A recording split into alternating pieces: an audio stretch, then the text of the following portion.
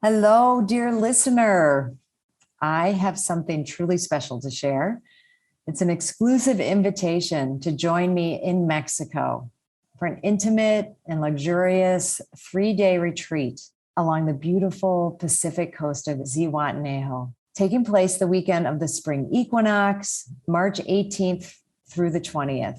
There's also an optional day to stay through the 21st for some special ceremonies that are happening in the area for the equinox. But the retreat itself is the 18th through the 20th, really an opportunity not to be missed.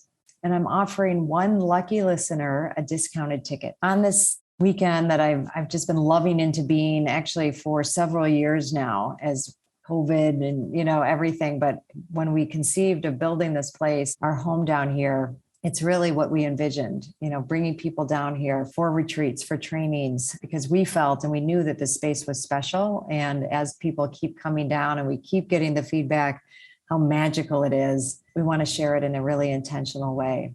Be working with the 4 elements, earth, air, fire, water, the metaphors of the season. We'll set sight on a new vision for our mothering journey and creating a deeper connection to self and Mother Nature. So to win a discounted ticket, rate and review this show on Apple Podcasts. Screenshot it and DM it to me on Instagram at Dr. Gertrude Lyons. And remember, the most important thing to mother is yourself. Give yourself permission to take a retreat this year. And besides, who said mothers can't go on a spring break? I'll see you there. Hello, and welcome to Rewrite the Mother Code. I'm Dr. Gertrude Lyons, a professional life coach, exploring, demystifying, and democratizing the maternal power that lives in all women. The experience of mothering may not necessarily mean what you think it means. I believe that mothering is a vehicle for transformation, whether or not we have children. And together, we can start a new conversation around modern motherhood.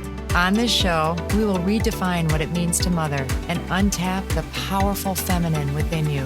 Are you ready to rewrite the mother code? This is a Soulfire production. Hello, and welcome to episode number 4 of Rewrite the Mother Code podcast. I'm back, and today we're going to dig into the very light topic of mothering the world. Okay, it's actually mostly not a light topic, but it is an important one, and I believe a very timely one. And I will say on a side note, having a sense of humor and us taking things a little more lightly is one aspect of mothering ourselves and mothering the world. But as I record this episode, we are 1 week from Election Day. I have already voted. I dropped my ballot in the box at an early voting location in Chicago last week. I was full of feelings doing that. And that's something that we're going to talk about. Fear that my ballot's going to even be counted. Does this matter? And what difference is it going to make? And what if my candidate doesn't win? And so a lot of those feelings that were stirred for me, even in that moment, is what we're going to be talking about, let alone what I'm going to be feeling next week as the results come in. I do hope all of you, everyone took advantage of the privilege it is to vote. It's something that I think we've seen more and more, is an act of responsibility and something that, all of us should be taking advantage of. And we should know within a week who the next leader of our country is. But no candidate assures us a swift and sudden path to harmony, peace, and justice. That, my listeners, is up to us, no matter what. And leads me, more into our topic of the day. What does it look like, and how can we mother our world? If we were in a live setting and I had you as an audience, I would put that question to you. And I would ask you, tell me about mothering our world. And I love the responses, that I get when I ask questions like that. And I know I would get a nice variety of perspectives and ways that, people would think of that. And then we would have our discussion and I would ask the question again, and there might be some shifts in the answers. But mostly this is about us thinking for ourselves And at some level, it doesn't even matter what the answers are. It is that we're engaged in the question and we're critically thinking about it for ourselves. And I would suspect that in this range of responses, while they were, all good, there would be no one magical answer. Just like there's no magical president even that's going to take all of our troubles and make them all go away. That's our kind of little kid thinking that, wishes that somebody, could step in and do that. I know I have those feelings at times for sure, but that's not going to happen. So today I do want to share some of, my journey with this concept and what I envision it could mean if we took on the task of mothering our planet. And I don't think it'll be any surprise to anyone if you listen to any of my previous episodes or have been, around me and in coaching or talks or anything, that my conversation will begin and end with me and with you. So mothering the world means mothering myself. And mothering myself is all about taking personal responsibility for my emotions and my reactions to what is happening outside of me. So for example, if the candidate I voted for doesn't win, I am probably going to have a lot of feelings about that. If I imagine it now, I'll feel angry, but under that anger is also fear of, what these next 4 years could be like under this person's leadership. And if I don't tend to that anger and that fear, I will not respond responsibly. And the myriad of things that flow from that are, I'll want to hurt someone back. And it doesn't even make rational sense sometimes, like that I then take out my frustration, my fear, my anger on the people closest to me, my loved ones who have really nothing to do with the actual situation, but they're the closest people to me. And I haven't managed and take responsibility for my feelings. So it's going to blop, I'm going to kind of throw up all over them about it. And I'll feel justified to do so because when we get hurt and we're feeling fear, I feel totally justified that someone else should hurt also. Instead of taking out my frustration and anger on my loved ones, I do want to feel them fully and feel those actual feelings as deeply as possible. As far as the anger, I am all for pounding pillows and hitting the couch and screaming and yelling and, really like getting in my body with the feelings. And, at first I'll realize that, what I'll first be getting out is the anger and frustration at, what I perceive, this candidate, this now president, is going to do to our country, and I'm angry about it. But then as I start expressing that, where we really get into the responsibility is then seeing, well, where else is, where does that fear come from? And where does the leader of our country then turn into a parent role, a way I grew up with and ways that this person I've seen, in their leadership and how I feel around the possibility of it, it's going to strike some chords, some deeper chords within me that are very personal that, might relate to, feeling like, I can see, some ways that, one of the candidates expresses and acts very much like my father in ways I didn't like. And he's passed now, so I say didn't, but didn't like in my upbringing and that I thought were really, not responsible and not okay in my book and in my world. Hi, I'm so excited to share with you my 2024 Spring Equinox Self-Mothering Retreat that's happening this March 2024. And I would love for you not only to consider it, but to attend.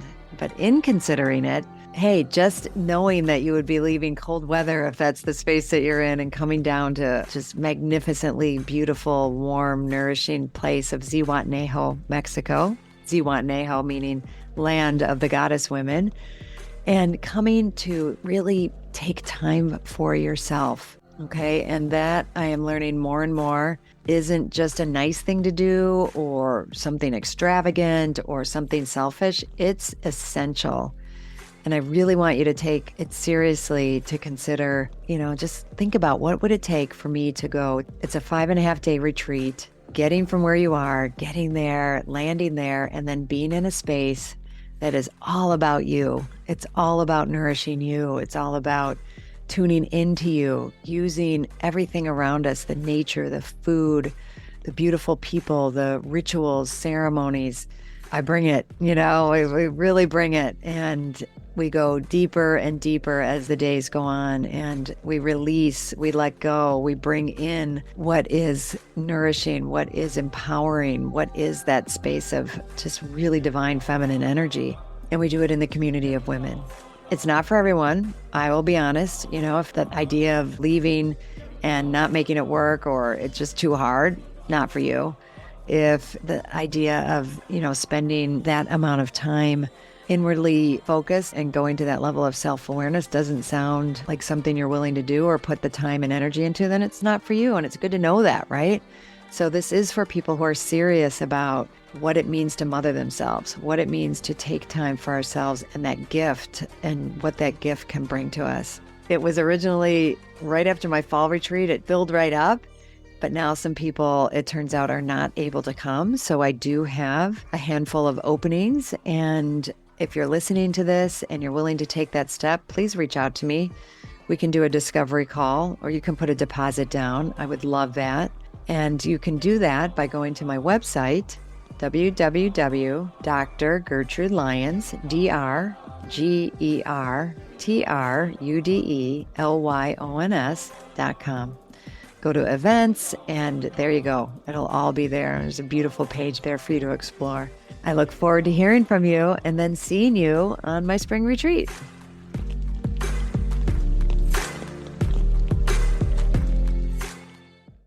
So then it becomes not just about this person out there and actually something I have little, direct control over, especially right in the moment, but I can access and be with what it is stirring up for me.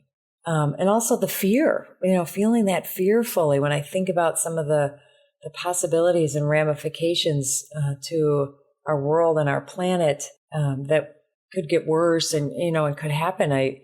I feel a lot of fear. But do I let myself fully feel that fear? Do I just stay in my head and worry about it? But when I feel that fear fully is trembling in my body and letting, my body shake and really embodying it and voicing, all of the fears and putting them out there. And again, some of these might relate even personally to me and how personally, of course, I care about other people and the world and what could happen. But, starting with looking at how I fear for myself, and then I can extend it outward. This process, this taking responsibility, taking my fear, my anger out of its just reactive place into a, something that is proactive is what I consider the first step in mothering myself in a way that we can all mother ourselves. And that actually leads to mothering the world, because from this clear and express place, I will have recovered from, in neuroscience, what we call them amygdala hijack, where my lower fear-based thinking and behaving comes from, my flight, fright, freeze responses.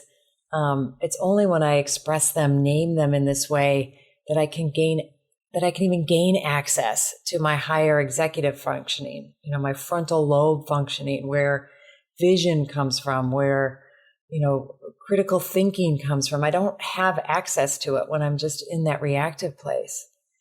And only now from that place can I respond responsibly to the actual issues at hand, and what I might see as possible forms of action that I could take, both within my immediate sphere, and if I choose to, beyond that, what could those look like? And I could begin to envision that for myself and see that me as one person can make a difference.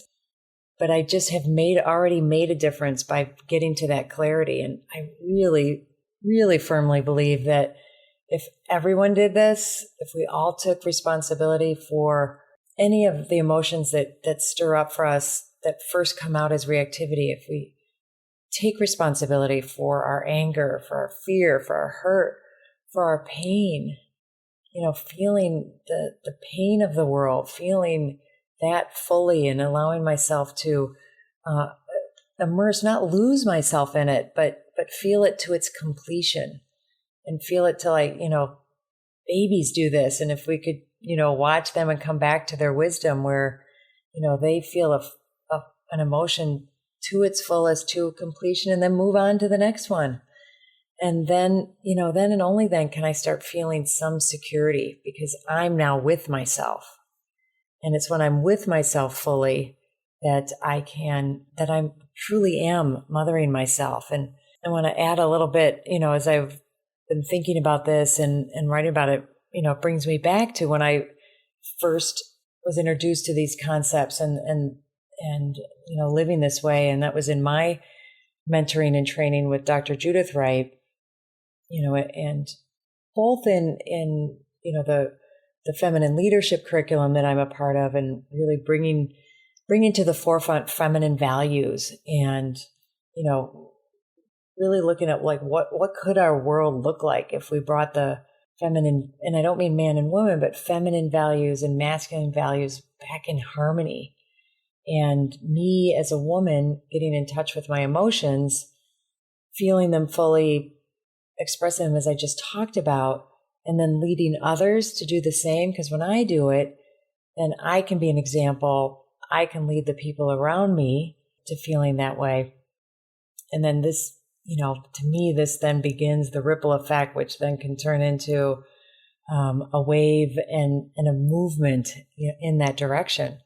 Because without that healing, ourselves, and then, supporting leaders, bringing the people in leadership to this place, I believe is our pathway, to a world that is in harmony, is in balance, one where we really feel like that it is being mothered in the way that I think we're all thinking about.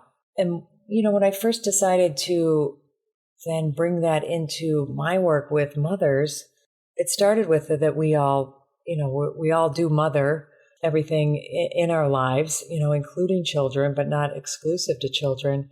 But that this whole concept of like the most important person we need to mother ourselves.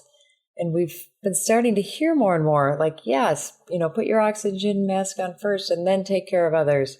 But living it isn't just that simple. It really is this journey of our emergence into our most radiant self that starts with our emotional expression and our healing from past wounds, so that when they come up and continue to come up, throughout our lifetime and in these kind of situations, we can act and respond responsibly. I believe that there are many people on the planet that are doing this. And I'm hopeful. I'm really hopeful about that.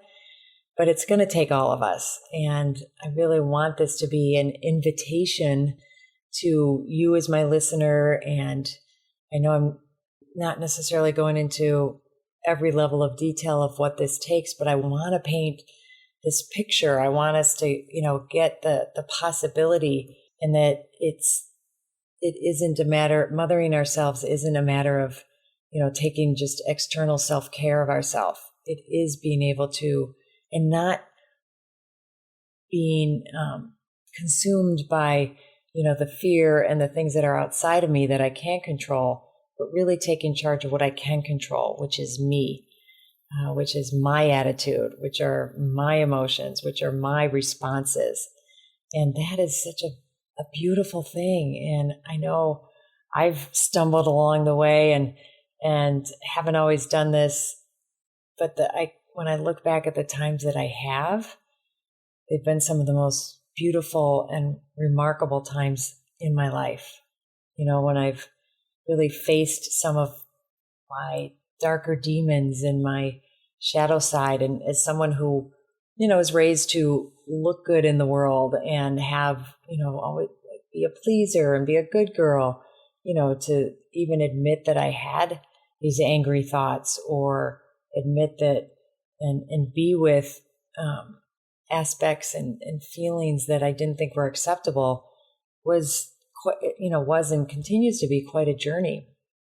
But at the same time, when you start feeling those, you get to also feel the joy of life at a whole nother level, the pleasure that's possible in really grasping and taking hold of a moment and being so in touch with myself, or flowing and in that clarity that time disappears, that we're transported almost in a way. And at the same time, feeling incredibly present with myself.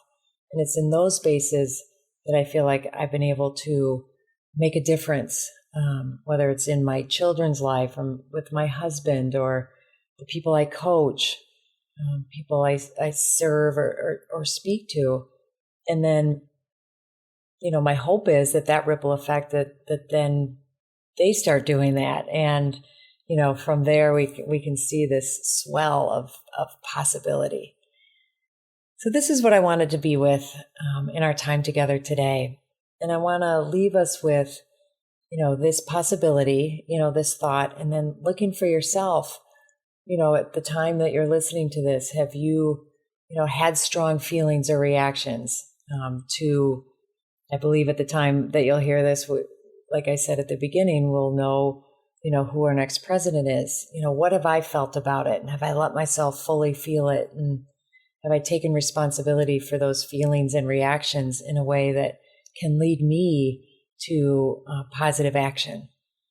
And, if that isn't a thing, think about the next time you are put in a stressful situation, and really see if you can apply these concepts to it. And I'd, love to, at some point, if you ever want to drop a comment or leave a comment, you most certainly can. And I'd love to hear how that works for you, how it goes. So then we can all learn and grow and continue to learn and grow from each other, because that's really where the magic happens.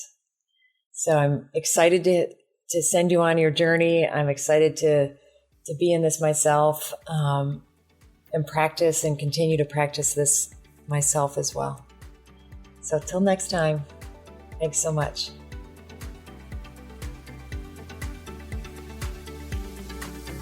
Thank you so much for listening to the show. If you love this episode, please be sure to rate, review, and subscribe so that you can stay on the journey and continue to hear more about rewriting your mother code.